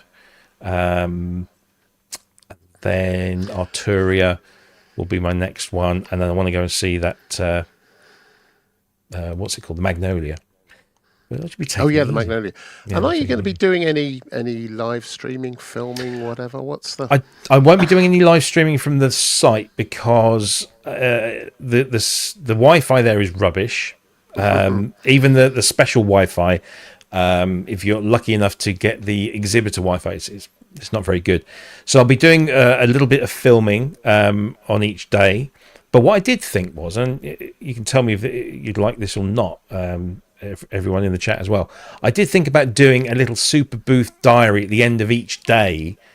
And whether I do it live or not, I don't know. Whether I just record it and then upload it, because it all depends on the signals and stuff. Like a couple of minutes or 5 minutes just sort of like today we did fun. This and here are some pictures that we took. Nothing too elaborate, but just sort of like a little super booth diary of every day. All depending on how drunk I get at the end. Because we're having a big meal. There's going to be almost 30 of us. Yeah, there's going to be about 30 of us on Thursday night. We've got Manny, we've got Drew Schlesinger, we've got James Terrace. Who else? With Carl Bedford and Ben Breslin are doing all the organising. Bless them. I think Michelle and Craig are going to be joining us on that night from the BMF. Yeah, it is going to get. What could possibly go wrong? It's Berlin, and it's going to be a big Chinese restaurant apparently, big Chinese buffet thing. So yeah, lots to do, and I can't wait. Literally, today I've down tools from the day job, so I'm now in full super booth prep mode, and getting everything ready, making sure everything's in the right case. I've checked into my hotel, I've checked into my flights, done it all. So now I've just got to get on there and fly, and can't wait. It's good. It's going to be fun. Yeah, and come and see me, come and find me. I've taken them all upstairs now. We've got special ProSynth Network Super Booth 25 shirts that are not available to the general public. Please don't rip them off my back because I've only got a few of them. But we've got special Super Booth gear for the show as well. So that's going to be quite cool. Hats, t-shirts, the lot. So even formal wear. I have a nice polo shirt on. Anyway, polo? There you go. No. Carl Bevan, see you all on Thursday. Absolutely, mate. Absolutely. We'll be celebrating Leeds' promotion and Norwich's non-existent season. Because last year it was Leeds and Norwich in the playoffs, and it was quite an interesting evening. So, and looking forward to seeing Tom from Synth Anatomy as our annual little meetup. That'll be good. Oh, somebody just mentioned Mankini, and I've just remembered I haven't put the bikini pictures up. So let me... I'm so unprepared. I'm sure I downloaded this, but I can't figure out where they are now. So let me just grab these. Somebody asked us, and I'll tell you who it is in a moment. Somebody asked us if we did a bikini. And I was like, okay, I've not really thought, I didn't, given that the vast majority of our viewers, unfortunately, are generally overweight elderly men, I didn't think a bikini, I didn't think a bikini would be quite the appropriate sort of attire. But I'm including myself in this, you skinny bugger. So let me just grab these, and I'm talking about the pictures, not what's in the pictures. And we do have permission to share these. Ladies, if you are, gentlemen, if you are looking to add a bikini to your fashion collection for 2025, then look no further than the ProSynth Network two-piece bikini, which, as I'm just waiting for them all to upload, here's a lovely picture from the rear. There we go. This is the lovely Hayley, who is Matt Evans's better half, much better half. As you can see, you got the sine wave logo on the bum, and the ProSynth Network logo on the back of the bikini there. And this is what it looks like full length. There we go. We call her Lydia, the tattooed lady. Look at that, and she can tell a story. And of course, from the front, that's what it looks like. It's amazing. So there you go. Hayley's wearing our bikini. You can buy that from our merch store. So please do. And thank you, Matt, for giving me the idea. And thank you, Hayley, for modelling. Mine's sticking a bit, to be honest. I mean, yeah. Ken? I need a bit of support. Yeah. Can you get one of those for Fiona? I don't know. Do you do it in sort of like car cover size? Ooh, harsh. Yeah, that's harsh. Oh dear, yeah. As Matt says, Hayley makes a bloody good bedtime read. It's very true. Very true. I enjoy my art. Yes, indeed. She looks great in that. Yeah, tell her. Absolutely. She looks really good. It was her idea. So very cool. Very cool. Indeed. We haven't forgotten. We've had some wonderful donations. First of all, from the lovely Steve the Bastard. He reckons that's £2.67 in old English money. But thank you very much. It's most appreciated. Going, it won't be long. Well, yeah, quite, yeah. Mr. Longhurst has donated his obligatory £2.64, which is rising with what's it? Kissing the Machine. I waved to him the other night. He went past, apparently, as we were on, I can't remember, we were on a pub or something. And he said, I'm just going past Stowmarket. So yeah, we've had lovely donations from them. Thank you very much. We had a question here from Awkward Teeth and Hair Productions. That's a great picture, by the way. Question: Polybrute 12 has such an exceptional keyboard. Cannot disagree there. Although mine still hasn't arrived back. I wondered if any of the panel think they may release it as a premium MIDI keyboard controller one day. Well, who knows? We hope. After the fever of the Polybrute 12 has subsided somewhat. Years. Yeah, I think I wouldn't be surprised to see it as a standalone controller. Yeah. A, they'd be stupid not to. Yeah. B, they don't want to eat into other sales at the moment, I would have thought. So I think, because most synthesizers, and this was who was it? It was a synthesizer manufacturer, and we were having a discussion. He said, synthesizer sales go like this, right? And then they go up here, and then very quickly they go right down again. So there's this big burst as everybody buys one, and then there's this slow sort of tablet. Sort of leveling out where. So I think once we've got part of the way down the stage of that, then I'm sure Arturia have plans. I mean, let's be honest. that thing was 10 years in development, and the Polybrute 6 was the halfway point, or just beyond the halfway point. Yeah. It was always going to be the Polybrute 12. So they'd be silly not to. As far as Arturia are concerned, it's going to be the gift that keeps on giving. Yeah, exactly. So yes, I can assure you, good sir, that you will see that as a standalone I would have thought keyboard controller. Yeah. At some point. Yeah. Thank you, Nick, for gifting the membership. Superb. I don't know who benefited from that, but thank you. That's a good one. Yeah, he also says Polybrute Astrolab 2.0 UI. Astrolab, I think, is a slow burner. I don't know. I know it's done well, but I don't know how well it's done. I'm going to be speaking to him on Thursday. I like the Astrolab a lot. I like it a lot. It's a lovely thing. It is. But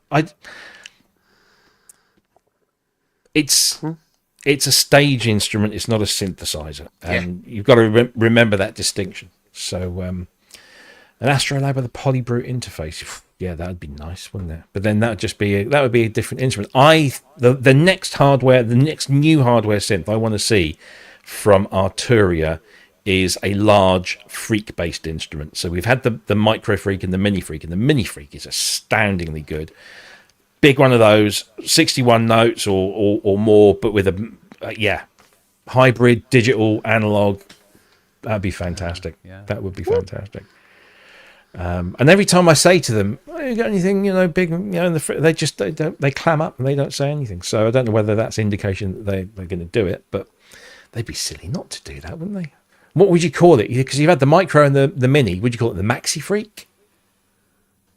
Mega Freak? The Freak? Le Freak. Yeah. The Freak, yeah. Get Nile Rodgers on board for the advertising. That'd be good. Oh, that would be wicked. And it's French as well. Le Freak. Le Freak. Oh, that'd be cool. That frigging mental. Yeah. See, Marky? Oh, yes, I did. Yes. Thank you very much indeed, Marky. Yeah. Have a beer and enjoy Super both. Hey.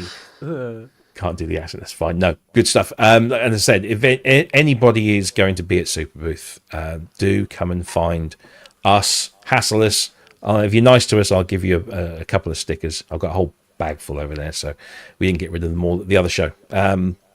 So there we go. Anyway, we've gone beyond the top of the hour. We always seem to go over when we've got not a lot to talk about, which is good. I don't think we've missed anything. No, we've hit all our pointers. So listen, let's go back. First of all, let's rewind. A huge thank you to Mathieu from Flore Laurentienne. Yeah.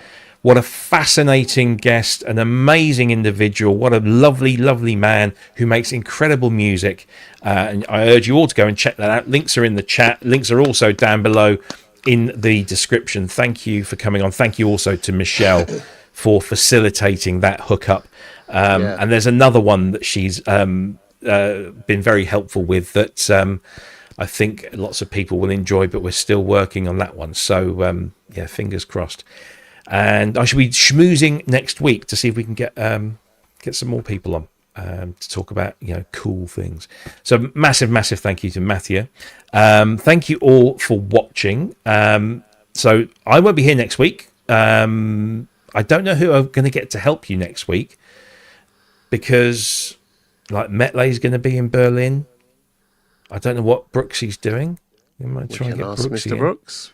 We'll see. We could see if we'll work. We'll work something out. But the show will go on, and because I don't know what I'm doing yet Friday night, I might be able to join you for a short while with Peter. If Peter's around, we might be able to get some decent 5G or Wi-Fi somewhere and just pop in and say hi. That'd be great. Saturday night, I cannot wait because Lisa Belladot. So Lisa's going to be there all week again. But she's playing on a stage. She's not just doing it in the Moog booth. She's on the stage on the Saturday evening. I'm really looking forward to that. That's going to be very cool. Apparently we're not to get Steve the Bastard as a guest, according to Steve the Bastard. So okay, we won't. Oh, there you go. Let's have Steve the Bastard as a guest. Steve the Bastard. That's a good idea, actually. That's actually not a bad idea. It's a very good suggestion, yeah. All depends what time of whether he's here. I don't know, because is he still in the UK? He's still here. His daughter got married early this week. By the way, congratulations! Yeah, congratulations! To your daughter, Steve. Yeah. That was good. Whoop. So we'll see. We'll work it out. We've got wedding bells as well. There you go. Although it sounds a little bit ominous, but there you go. Bells. I think you got your background thing still checked from yesterday. Who, me? Oh, of course. Yes, I have. So it went ing. That's it. It's because I apologise. It's because I've got my fan going. It's been very warm here in the UK the last few days. It's going to get all back to normal tomorrow, apparently. But weather in Berlin's looking rather good, by the way. We're very happy. But yes, we said thank you to Mathieu. Thank you to Michelle as well for sorting that out. Thank you, gentlemen, for joining, as always. It's great to have you, and thank you for your input and your support and your help. Thank you to everyone that's watching. Really, really appreciate you coming in, and I hope you learnt something new and that you discover some new music and some new stuff. And don't forget, give us a thumbs up if you'd love to. That would be really nice if you could do it now while we're on air. Apparently that makes a difference, so hit that thumbs up button.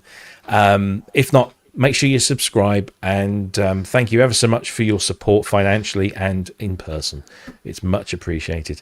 Have a great show next week. I will be back the week after for a debrief and whatever else is going on, and we can talk about all the cool things that happened next week in the following week's show. Yes. That sort of thing. Anyway, yeah. I think. Yeah, something like that. Yeah. Anyway, have a fantastic weekend. It's a bank holiday weekend in the UK, so an extra day for most people. And okay. Yeah, okay. Not for the self-employed. Yes, no. Well, just put your feet up for the day. Go on. Dare you? No, I can't. Double dare you. Oh, and don't forget, we haven't had Synthspirations for a little while, so if you are thinking about doing a Synthspirations, please do one. We might even do a double Synthspirations if we happen to have, or a long one. Come on, Synthspirations. Yeah, send in your videos, prosynthnetwork@gmail.com. Use a file transfer service. Dan from Cheerios as well. He said he was. He does. Yeah, absolutely. So please do send those in. Thanks ever so much for that. We will see you same time, same place next week, or these guys will. I won't. And have a great weekend. Take care, everyone. Bye-bye. Bye.